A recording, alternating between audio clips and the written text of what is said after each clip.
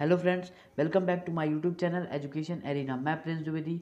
आज इस वीडियो में आपके लिए क्लास 12th की सेकंड बुक पॉलिटिकल साइंस का चैप्टर 4 इंडियाज़ एक्सटर्नल रिलेशन लेकर आया हूँ। जैसा कि आपको बता दूं कि इस वीडियो में हम 30 मिनट की वीडियो में पूरा चैप्टर कवर करने वाले हैं और आप जब इस वीडियो को देखें तो अपनी बुक को और पेंसिल को साथ में लेके बैठें और पॉइंट्स को अंडरलाइन करते जाएं और समझते जाएं। तो चलिए हम वीडियो को स्टार्ट करते हैं। लेकिन स्टार्ट करने से पहले बस इतना ही चाहूँगा कि चैनल में अगर नए हो तो चैनल को सब्सक्राइब कर दें, बेल आइकन को प्रेस कर दें और ज़्यादा से ज़्यादा लोगों के पास इस वीडियो को शेयर करें और कमेंट में बताएं ये वीडियो आपको लास्ट में कैसी लगी।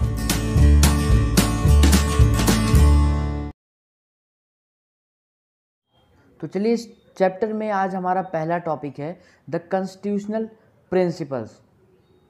तो इसमें क्या बताया गया है? इसमें बताया गया है कि article 51 of the Indian constitution lays down some directive principle of state policy on promotion of international peace and security. कहने का मतलब ये है कि आर्टिकल 51 में कॉन्स्टिट्यूशन में कुछ directive principle of state policy दिए गए हैं, जिसमें क्या बताया गया है कि कंट्री को, स्टेट को क्या करना चाहिए? प्रमोट करना चाहिए इंटरनेशनल पीस को और सिक्योरिटी को, और स्टेट को हमेशा प्रयास करना चाहिए। क्या प्रयास करना चाहिए? पहला पॉइंट आपको दिख रहा होगा, the state shall endeavour to, मतलब स्टेट को ट्राई करना चाहिए क्या? पहला पॉइंट है A, promote international peace and security, मतलब कि अंतर्राष्ट्रीय शांति और सुरक्षा को बढ़ावा देना चाहिए। ये पहला पॉइंट हो गया। और हमारा दूसरा पॉइंट कहता है कि maintain just and honourable relation between nation, मतलब कि हमें दूसरे कंट्री के प्रति हमें एक ऑनरेबल रिलेशन बनाना चाहिए, मतलब एक रिस्पेक्ट रखनी चाहिए। जैसे आप एग्जांपल ले लो कि आप एक आदमी हो और किसी आदमी को रिस्पेक्ट देते हो तो हमेशा वो आपको रिस्पेक्ट देगा, है ना। लेकिन अगर आप उसी को गंदे तरीके से बात करते हो, उसकी हमेशा बुराई करते हो, तो कभी आपको रिस्पेक्ट नहीं देगा। तो ऐसे ही है कि हमें दूसरे कंट्रीज़ के साथ रिस्पेक्ट बनाए रखना चाहिए। और हमारा तीसरा पॉइंट क्या कहता है आर्टिकल 51 में कि foster respect for international law and treaty obligation in the dealing of organised people with one another, मतलब कि जब हम एक इकट्ठा हो रहे हैं तो हमें इंटरनेशनल लॉ, जो अंतर्राष्ट्रीय कानून है, उसकी रिस्पेक्ट करनी चाहिए। और जो हमारे मतलब ट्रीटी, संधि के जो दायित्व हैं, जैसे हम कोई संधि करते हैं, मीन्स ट्रीटी करते हैं, तो उसके जो लायबिलिटीज़, ऑब्लिगेशन है, उसको भी फॉलो करनी चाहिए। ठीक है, तो ये आपका थर्ड पॉइंट हो गया। अब फोर्थ पॉइंट क्या कहता है? हमारा फोर्थ पॉइंट है कि encourage settlement of international disputes by arbitration, मतलब कि किसी भी दो कंट्री के बीच में अगर इंटरनेशनल डिस्प्यूट्स चल रहा है, विवाद चल रहा है, तो हमको उसको सेटलमेंट करवाना चाहिए, उसका मतलब निपटाना चाहिए। ये नहीं कि हमको इनकरेज करना चाहिए कि और लड़ो, फ़ायदा नहीं उठाना चाहिए, हमको वॉर को ख़त्म कराना चाहिए।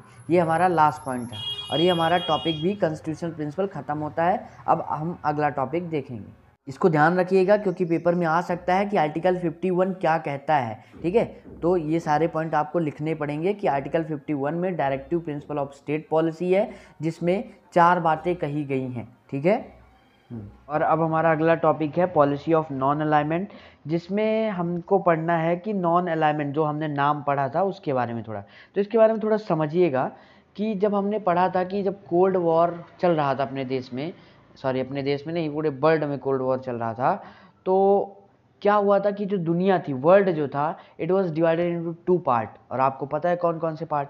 USA and USSR. तो ये 2 पार्ट में डिवाइड हो गया था। लेकिन जो इंडियन नेशनल मूवमेंट था, ये किसी से आइसोलेटेड नहीं था, मतलब किसी से अलग नहीं था। ये पार्ट था किसका? वर्ल्ड वाइड स्ट्रगल का। किसके खिलाफ? कॉलोनियलिज्म और इम्पेरियलिज्म के खिलाफ था। ठीक है, और इसने लिबरेशन के लिए लड़ाई की बहुत सारे एशियन और अफ्रीकन कंट्रीज़ में। और भी मतलब आपको पता है कि जो ब्रिटिश कंट्री है, इसने सिर्फ इंडिया पर रूल नहीं किया था, बहुत सारे कंट्रीज़ पर रूल किया था। तो जो इंडिया के लीडर थे और भी जहाँ ब्रिटिश ने मतलब कैप्चर किया था, रूल किया था, उनके बीच में थोड़ा कांटेक्ट हो गए थे, मतलब कि उनके बीच में थोड़े कांटेक्ट बनने लगे थे, एक दूसरे से बात करने लगे थे, बातचीत होने लगी थी। ठीक है, फिर इसी बीच क्या हुआ कि जो इंडियन नेशनल आर्मी, इस पॉइंट का, इस टॉपिक का ये सबसे इम्पोर्टेंट है, एमसीक्यू में भी पूछा जाता है कि इंडियन नेशनल आर्मी की खोज किसने की थी। तो मैं आपको बता दूं कि इंडियन नेशनल आर्मी की जो बनाई गई थी, क्रिएट की गई थी, किसके द्वारा क्रिएटेड की गई थी? नेताजी सुभाष चंद्र बोस। आप सब पता है आपको, सेकंड वर्ल्ड वॉर के समय में। ठीक है, तो ये ध्यान रखिएगा। फिर आता है वही कोल्ड वार, यूएस यूएसएसआर के बारे में दिया है, जिसमें यूएस और यूएसएसआर दो अलग अलग पावर होती है जिनके बीच में कोल्ड वॉर होता है। ठीक है, तो अब अगला हमारा टॉपिक है नेहरूज रोल। लेकिन उससे पहले हम ये जान लेते हैं कि फॉरेन पॉलिसी होती क्या है। तो फॉरेन पॉलिसी क्या होती है? It refers to how a government deal with other countries, मतलब कि कैसे हमारी सरकार दूसरे कंट्रीज से डील करती है। ठीक है ना, कैसे उसके साथ काम करती है, डील करती है। फॉरेन मतलब विदेश, पॉलिसी मतलब नीति, विदेश नीति। तो कैसे हमारी सरकार deal with the other countries, कैसे हमारी सरकार दूसरे कंट्री के साथ डील करती है। We also called it foreign affairs. Foreign policy को हम फॉरेन अफेयर्स भी बोलते हैं। ठीक है, foreign policy includes such matter as trade and defence. कि फॉरेन पॉलिसी में कौन से मैटर को इंक्लूड किया जाता है? ट्रेड मतलब व्यापार, एंड डिफेंस मतलब सुरक्षा। आगे देखिए क्या है कि the government choose its foreign affairs policy to safeguard the interest of the nation and citizen. मतलब ये जो सरकार है हमारी, ये फॉरेन अफेयर्स को क्यों चूज करती है? नेशन और उसके सिटीजन को, नेशन और उसके सिटीजन की जो इंटरेस्ट है, जो उनका फायदा है, उसको बचाने के लिए। क्लियर है? अब हमारा टॉपिक है नेहरूज रोल। नेहरू का क्या रोल था फॉरेन पॉलिसी में, हम वो सारी चीज़ें पढ़ेंगे। चलिए देख लेते हैं। तो जैसा कि आपको पता होगा कि जो प्राइम मिनिस्टर जवाहरलाल नेहरू थे, इन्होंने बहुत ही क्रूशियल रोल, या कह सकते हैं कि इम्पोर्टेंट रोल प्ले किया था अपना नेशनल एजेंडा सेट करने में। As you all know that Jawaharlal Nehru was the first prime minister as well as the foreign minister। मतलब कि जवाहरलाल नेहरू हमारे पहले प्रधानमंत्री भी थे और पहले विदेश मंत्री भी थे, फॉरेन मिनिस्टर। तो कंफ्यूज मत होइएगा, दोनों यही थे। क्लियर है? एक बात का और ध्यान रखिएगा कि ये जो जवाहरलाल नेहरू जी थे, इन्होंने बहुत ही गहरा प्रभाव डाला था किस पर? फॉर्मुलेशन और इम्प्लीमेंटेशन करवाने में फॉरेन पॉलिसी को। कब से कब तक? 1946 से 64 तक। मतलब कि 1946 से 64 तक फॉरेन पॉलिसी को इम्प्लीमेंट करवाना, फॉर्मुलेट करवाना, इन सब पे बहुत गहरा प्रभाव डाला था नेहरू जी ने। अब नेहरूज रोल के अंदर ये क्वेश्चन बनता है, और वो क्वेश्चन क्या है आपको स्क्रीन पे दिख रहा होगा कि 3 major objective of Nehru's foreign policy. तो क्वेश्चन ये बनेगा कि what were the 3 major objective, मतलब कि नेहरू फॉरेन पॉलिसी से नेहरू का क्या ऑब्जेक्टिव था, क्या उद्देश्य था। तो ठीक है, उसको डिस्कस कर लेते हैं। तो देखिए पहला पॉइंट आपके सामने क्या है कि to preserve the hard earned sovereignty, मतलब जो इतनी मतलब मेहनत से जो सवर्जिनिटी मिली है उसको बचा के रखना, उसको प्रिजर्व करना। हमारा दूसरा पॉइंट है टू प्रोटेक्ट टेरिटोरियल इंटीग्रिटी। ठीक है, पहला हो गया to preserve the hard earned sovereignty, second है to protect the territorial integrity, और तीसरा क्या है? To promote rapid economic development. तो ये 3 ऑब्जेक्टिव थे किसके? नेहरू जी के, ध्यान रखिएगा। अब देखिए आगे क्या कहता है कि जो गांधी बोल रहा हूँ, नेहरू जी थे, वो क्या चाहते थे? Nehru wanted to achieve these objectives through the strategy of non alignment. मतलब ये जो ऑब्जेक्टिव है इसको गेन करना चाहते थे किस स्ट्रेटजी से? नॉन अलाइनमेंट के जरिए इसको ये गेन करना चाहते थे। अब चलिए आगे देख लेते हैं क्या था। तो आपने कोल्ड वॉर वाले चैप्टर में पढ़ा होगा कि जो नाम था, ना ही ये यूएस ब्लॉक में गया था, ना ही ये यूएसएसआर ब्लॉक में गया था। ठीक है, लेकिन इंडिया जो था, नाम के अंदर ही इंडिया आता है, तो इंडिया ने एक 20 ईयर फ्रेंडशिप ट्रीटी साइन की थी यूएसएसआर के साथ, जिससे कुछ पार्टीज और ग्रुप्स को ये लगने लगा था, लोगों को लगने लगा था कि इंडिया ज़्यादा जा रहा है यूएसएसआर के साथ। लेकिन कुछ पार्टीज और ग्रुप्स यहाँ पे थी जो बिलीव करती थी, ये बोलती थी कि India should be more friendly with the block lead by the US. मतलब कि इंडिया को ज़्यादा फ्रेंडली यूएस के साथ रहना चाहिए, ना कि यूएसएसआर के साथ। चलिए अब आगे देखते हैं क्या है। तो जो ये लोग सोचते थे कि यूएस के साथ ज़्यादा रहना चाहिए इंडिया को, तो उनमें से कुछ थे डॉक्टर BR अम्बेडकर, और कुछ पार्टीज थी जैसे भारतीय जनसंघ और बाद में स्वतंत्रता पार्टी। यहाँ से हमारा नेहरूज रोल ख़त्म होता है। अब यहाँ पे दिमाग में एक क्वेश्चन आता है कि why India did not join either of the two camps during the cold war era. मतलब इंडिया ने कोल्ड वॉर के समय में ना तो यूएस ब्लॉक को ज्वाइन किया और ना ही यूएसएसआर ब्लॉक को ज्वाइन किया। तो क्या कारण था? What was the reason? तो कहा जाता है कि उसका रीज़न क्या था। अब जो बुक में है हम आपको बता रहे हैं, हमको खुद नहीं मालूम कि क्या रीज़न था, क्यों नहीं कर रहा था। ठीक है, तो बुक में क्या लिखा है? बुक में ये लिखा है कि India wanted to keep away from the military alliances led by the US and Soviet Union against each other. कहने का मतलब कि इंडिया नहीं चाहता था कि ना ही हम जो मिलिट्री अलायंस बनाई गई थी यूएस के द्वारा नाटो में ज्वाइन हो, ना तो हम वार्सा पैक्ट जो कि यूएसएसआर की मिलिट्री अलायंस थी ना हम उसमें ज्वाइन हो। इसीलिए इंडिया ने ज्वाइन नहीं किया था किसमें, दोनों ही अलायंसेस में। ठीक है, अब हमारा आगे टॉपिक है एफ्रो एशियन यूनिटी। तो इसमें हम देखिए क्या पढ़ेंगे कि जो नेहरू जी थे उन्होंने बहुत मेजर रोल प्ले किया था पूरे वर्ल्ड अफेयर्स में और स्पेशली इन एशियन अफेयर्स में। तो उन्हीं के बारे में हम पढ़ेंगे कि एफ्रो एशियन यूनिटी क्या थी, कैसे उन्होंने रोल प्ले किया था। ठीक है, चलिए तो देखिए हमारा पहला पॉइंट ये कहता है कि जो नेहरू जी का जो एरा था, ये जो समय था, उन्होंने इतने कॉन्टैक्ट स्टेब्लिश कर लिए थे। जितने भी नए नए देश आज़ाद होके आए थे, न्यूली इंडिपेंडेंट स्टेट्स जो कंट्रीज़ थी जो आज़ाद होके आए थे, कहाँ की, एशिया और अफ्रीका में, तो इन्होंने कॉन्टैक्ट स्टेब्लिश कर लिया था। यही हमारा पहला पॉइंट कह रहा है। ठीक है, इसके बाद एक बात को और ध्यान रखिएगा कि 1940 और 1950 के बीच का जो ये टाइम था उसमें नेहरू जी ने सबसे ज़्यादा इंपॉर्टेंस दी एशिया की यूनिटी, मतलब एशिया जो कॉन्टिनेंट है उसमें जितने भी न्यूली इंडिपेंडेंट कंट्रीज़ है वो यूनिटी में रहें, एकता में रहें। अगला पॉइंट हमारा क्या कहता है कि under his leadership, Nehru ji के लीडरशिप के अंदर India organise the Asian relation conference. Asia ने क्या ऑर्गेनाइज किया, एक एशियन रिलेशन कॉन्फ्रेंस बोल सकते हैं, मीटिंग ऑर्गेनाइज की मार्च 1947 में। ठीक है, 5 months ahead of attaining it's independence. Independence के मतलब जब हमको आज़ादी मिलने वाली थी, जब भारत आज़ाद होने वाला था, उससे 5 महीने पहले इन्होंने एशियन रिलेशन कॉन्फ्रेंस किया मार्च 1947 में। ठीक है, और हमारा अगला पॉइंट है कि जो India made efforts for Indonesia's independence, मतलब इंडिया ने इफ़र्ट किया, प्रयास किया इंडोनेशिया की आज़ादी के लिए। और अब हमारा अगला टॉपिक है, मतलब सॉरी अगला पॉइंट है कि in 1949 India organised an international conference for the independence of Indonesia. 1949 में, 1949 में इंडिया ने ऑर्गेनाइज किया क्या, एक इंटरनेशनल कॉन्फ्रेंस, एक इंटरनेशनल मीटिंग ऑर्गेनाइज की, किसके लिए, for the independence of Indonesia, Indonesia की आज़ादी के लिए। ठीक है ना, मतलब कि इंडिया ने एफर्ट किया उसको आज़ाद कराने में। और हमारा नेक्स्ट पॉइंट है India was a staunch supporter of the decolonisation process. India जो था बहुत ही मतलब ज़्यादा सपोर्टर था किसका, डीकॉलोनाइजेशन का।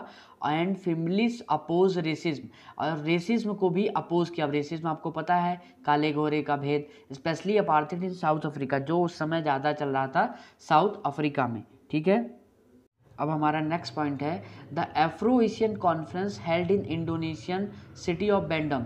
जो ये एफ्रो एशियन कॉन्फ्रेंस हुआ था ये इंडोनेशिया की एक सिटी में हुआ था जिसका नाम था बैंडंग। कब हुआ था, 1955 में, commonly known as the Bandung conference. ये बैंडंग में हुआ था इसलिए इसको ज़्यादातर क्या बोला जाता है, Bandung conference, Asian Afro Asian conference, जो कि इंडोनेशिया के एक सिटी बैंडंग में हुआ था 1955 में, 1955 में, उसको बैंडंग कॉन्फ्रेंस के नाम से भी जाना जाता है। और अब हमारा अगला पॉइंट है कि the Bandung conference later led to the establishment of NAM. बाद में यही बैंडंग कॉन्फ्रेंस ने नाम की स्टेब्लिश की, नाम को स्टेब्लिश किया। नाम आपको पता है, नॉन अलाइनमेंट मूवमेंट, बैंडंग कॉन्फ्रेंस ने ही क्या किया, स्टेब्लिश किया। अगला पॉइंट है और ये लास्ट पॉइंट है एफ्रो एशियन का कि द फर्स्ट समिट ऑफ नाम, जो नाम की पहली समिट थी, मीटिंग थी, वॉज हेल्ड इन बेलग्रेड। ये बेलग्रेड में हुई थी इन सितंबर 1961 में। ठीक है, तो ये ध्यान रखिएगा, एफ्रो एशियन बहुत ही इंपॉर्टेंट है। ठीक है, चलिए हमारा ये टॉपिक भी ख़त्म होता है। तो चलिए अब हमारा अगला टॉपिक है peace and conflict with China, मतलब चाइना के साथ हमारे कैसे शांति थी, मतलब शांति समझौते थे और क्या क्या दिक्कतें थी, क्या क्या प्रॉब्लम्स थी, वो हम पढ़ेंगे। तो थोड़ा आप इसको समझिएगा अच्छे से, एक कहानी की तरह याद रखिएगा। देखिए, जब हमारा भारत आज़ाद हुआ तो हमारे चाइना के साथ बहुत अच्छे रिलेशन थे। ठीक है, चाइना के साथ हमारे बहुत अच्छे रिलेशन थे। चाइनीज़ रेवोल्यूशन हुआ था 1949 में। ठीक है, तो India was one of the first country to recognise the communist government. Chinese revolution होने के बाद 1949 में जब चाइनीज़ रेवोल्यूशन हुआ था, उसके बाद भारत पहली कंट्री ऐसा था, भारत पहला एक ऐसा देश था जिसने साम्यवादी सरकार, कम्युनिस्ट पार्टी को, कम्युनिस्ट गवर्नमेंट को क्या दिया था, मान्यता दिया था। ठीक है, अब देखो नेहरू जी जो हमारे थे वो इतने बड़े चाइना के दीवाने थे, चाइना के लोग उनको पता नहीं क्यों इतने पसंद आए थे कि उनको ये भरोसा था कि चाइना उनके ऊपर कभी अटैक नहीं करेगा। ठीक है, वो आँख मूंद कर भरोसा जिसको बोलते हैं, वो ऐसा भरोसा करते थे। लेकिन कुछ ऐसे लीडर भी थे, और उन लीडरों में कौन आता है आपको पता है, सरदार वल्लभ भाई पटेल। वो चिंतित थे। वो किस चिंता में रहते थे, उनको लगता था कि ये गलत हो रहा है। नेहरू जी इतना आंख मूंद के भरोसा कर रहे हैं चाइना के ऊपर, एक दिन नेहरू जी को ही पेल के चला जाएगा चाइना। ठीक है, तो ये किसकी दिक्कत थी, ये ऐसा सोच रहे थे वल्लभ भाई पटेल।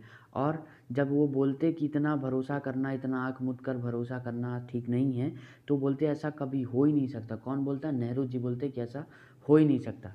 ठीक है, तो ये हुआ।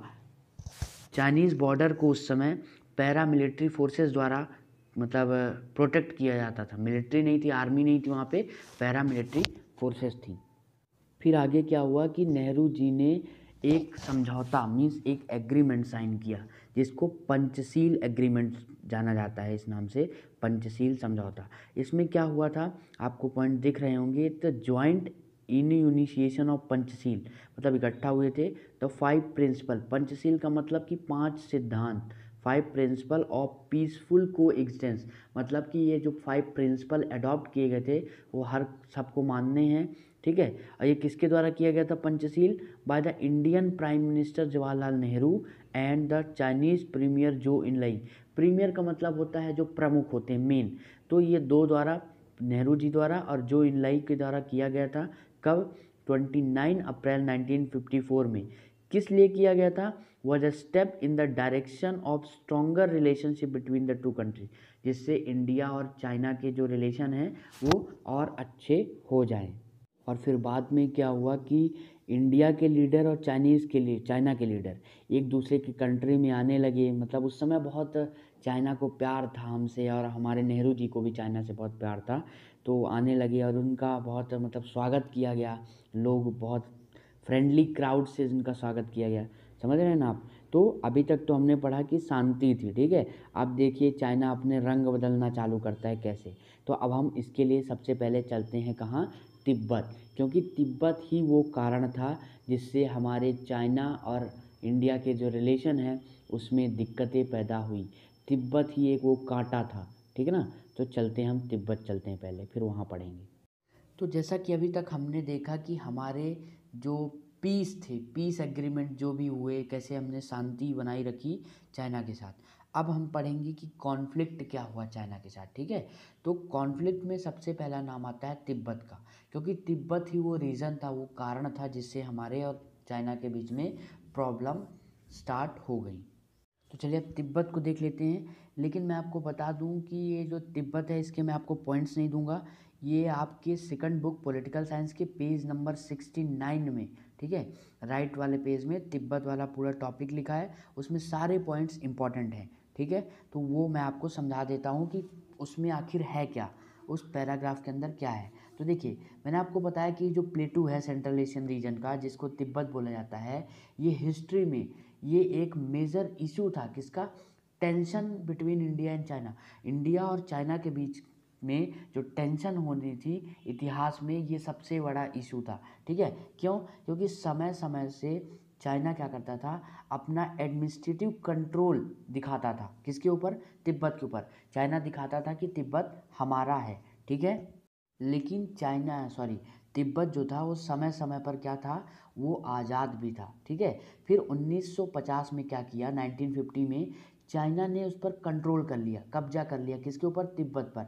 अब ऐसा करने से जो तिब्बत के लोग थे, जो वहाँ के रहने वाले थे, निवासी थे, वो भड़क गए, उन्होंने अपोज़ किया। और जब अपोज़ किया तो इंडिया ने भी ट्राई किया ये चाइना को ये बताने के लिए कि उनकी इंडिपेंडेंस दे दो, उनको आज़ाद कर दो। ठीक है, तो जब ये पंचशील एग्रीमेंट हुआ था 1954 में, तो 5 प्रिंसिपल वो किए गए थे कि we will not interrupt between the any matter, internal matter में इंटरप्ट नहीं करेंगे, और भी कि इंटीग्रिटी और सवर्निटी को, टेरिटोरियल के उसके रिस्पेक्ट करेंगे।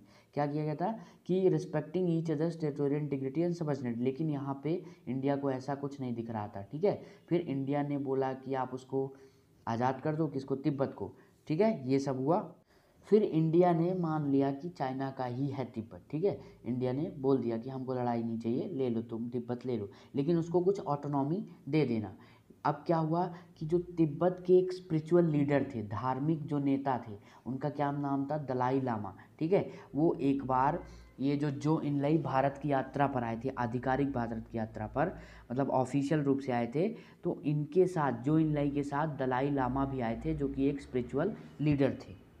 और ये दलाई लामा ने क्या किया कि चुपके से नेहरू जी को तिब्बत में जो भी घटनाएं हो रही थी, जो बुरी हालत थी, चाइना ने जो उनके साथ मतलब गड़बड़ी की थी, परेशान किया था, वो सारी चीज़ें किसको बता दी, दलाई लामा ने बता दी, किसको, नेहरू जी को। लेकिन जो नेहरू जी से चाइना ने, जो इनलाइन ने वादा किया था कि हम उनको क्या करेंगे, ग्रेटर ऑटोनॉमी देंगे then by any other region of China, मतलब चाइना के किसी और रीजन में इतनी ऑटोनॉमी नहीं दी गई होगी, हम उतना किसको देंगे, तिब्बत को देंगे।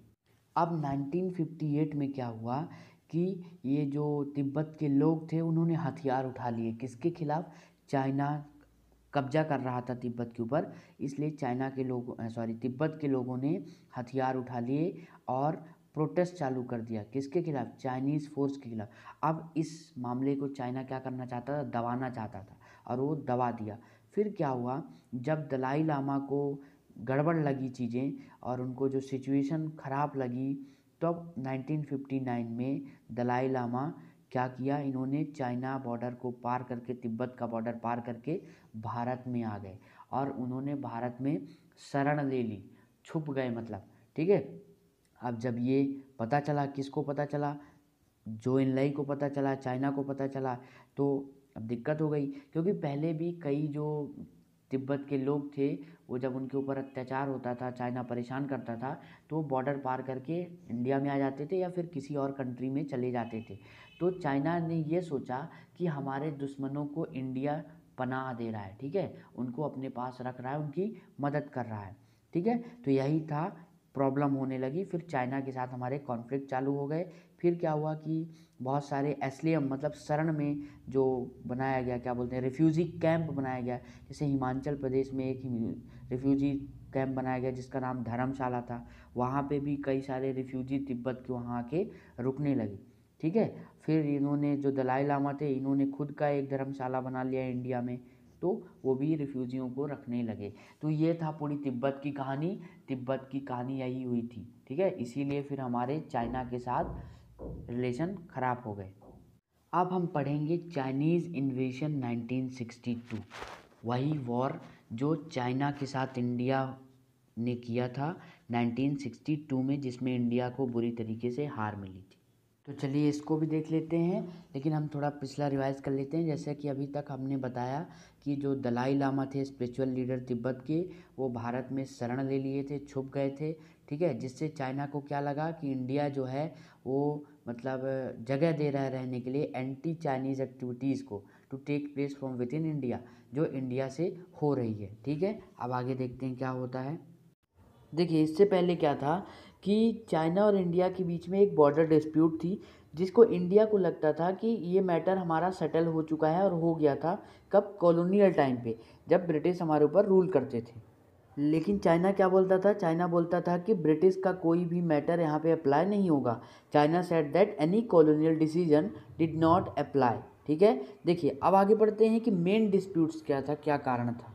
फिफ्थ पॉइंट आपको स्क्रीन पे दिख रहा होगा कि जो मेन डिस्प्यूट था वो वेस्टर्न और ईस्टर्न जो लॉन्ग बॉर्डर है अपना, मतलब भारत का जो मैप है उसमें आप ईस्टर्न वाला साइड और वेस्टर्न वाला साइड में कुछ एरिया है वहाँ पर था। और वो क्या एरिया है, 6 पॉइंट आप देखिएगा कि चाइना क्लेम 2 एरिया, 2 एरिया को चाइना क्लेम किया था with in the Indian territory.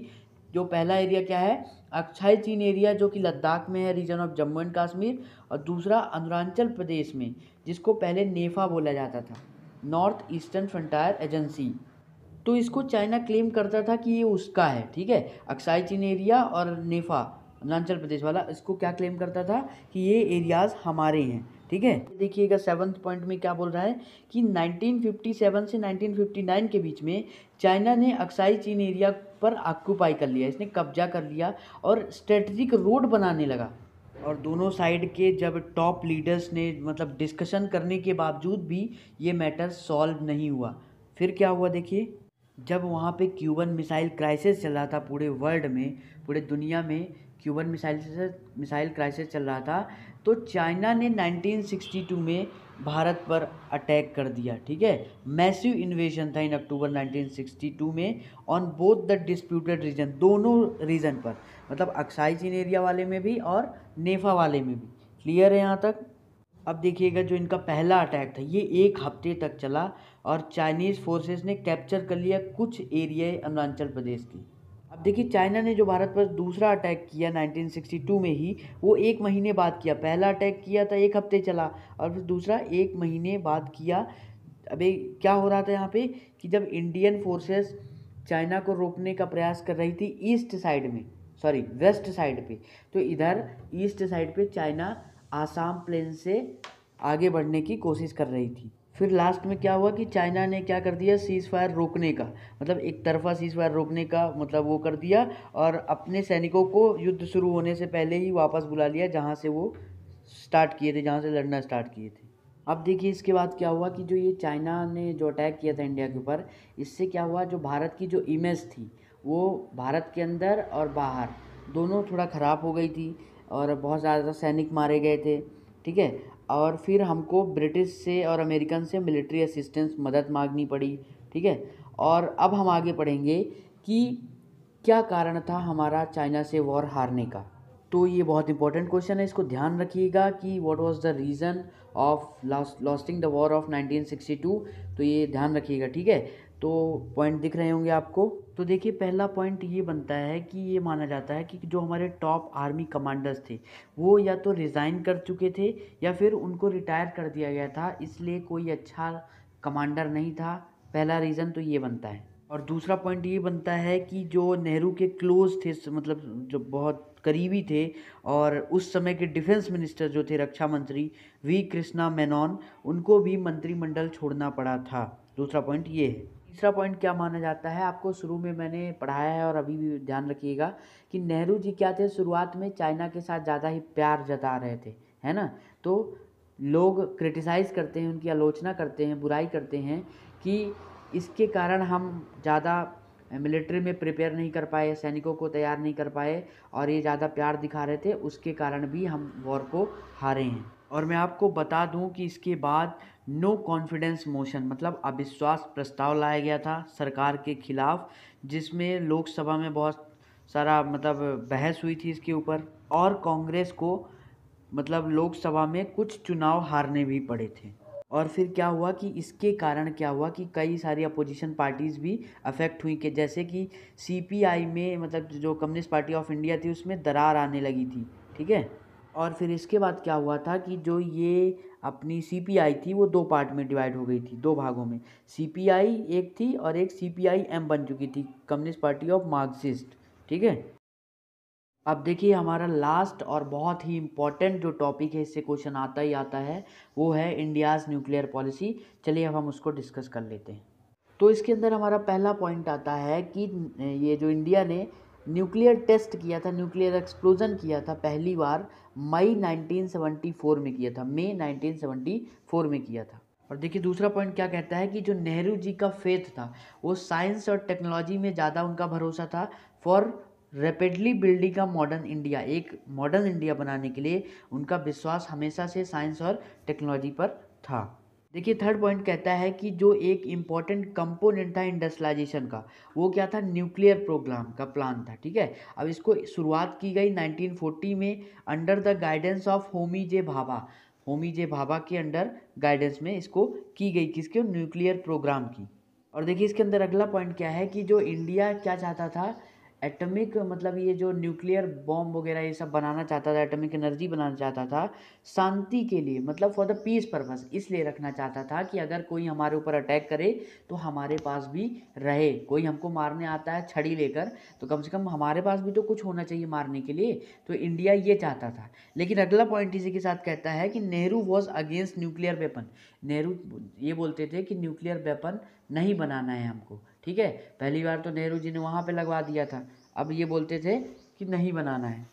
सो अगला पॉइंट क्या कहता है कि so he pleaded with the super power for comprehensive nuclear disarmament. अब देखिए इन्होंने, अब सिंपल है, आपको टॉपिक समझ में आ गया होगा कि उन्होंने रिक्वेस्ट की किसके लिए, कॉम्प्रहेंसिव न्यूक्लियर डिजार्मेंट। अब इस कॉम्प्रहेंसिव न्यूक्लियर डिजार्मेंट क्या था कि कोई भी न्यूक्लियर बॉम्ब ना बनाए, ये चाहते थे कौन, नेहरू जी, ठीक है। लेकिन इनके ऐसा कहने से कुछ नहीं हुआ, ये जो न्यूक्लियर के हथियार है, आर्सेनल है, ये बढ़ते ही गए। फिर देखिए क्या चालाकी हुई कि जब कम्युनिस्ट चाइना ने जब न्यूक्लियर टेस्ट कर लिया अक्टूबर 1964 में, तो अब ऐसे 5 कंट्रीज़ हो गई जिनके पास न्यूक्लियर हथियार थे। कौन कौन सी, यूएस, यूएसएसआर, यूके, फ्रांस और चाइना। अब इन्होंने दिमाग क्या लगाया देखिएगा, और ये जो 5 कंट्रीज़ थी ये परमानेंट मेंबर भी हैं किसकी, यूएन सिक्योरिटी काउंसिल की, आपको पता है।